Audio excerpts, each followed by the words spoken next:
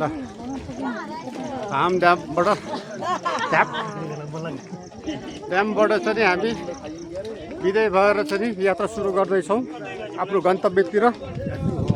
अब मूल खर्क भन्दा अलिक तलबाट हामी बस चढ्छौँ र 60 वर्षसम्म पुग्छौँ र त्यहाँबाट हामी आफ्नो घरमा प्रस्थान गर्छौँ।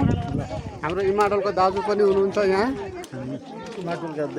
दुई भाइ जम्मा भयौँ, अरू पनि हुनुहुन्छ। 6जना पुग्यो 7जना पुग्यो आज 13-14 जनै पुग्यो होला हाम्रो। अब पहिला दिदीहरू पनि हुनुहुन्छ नि।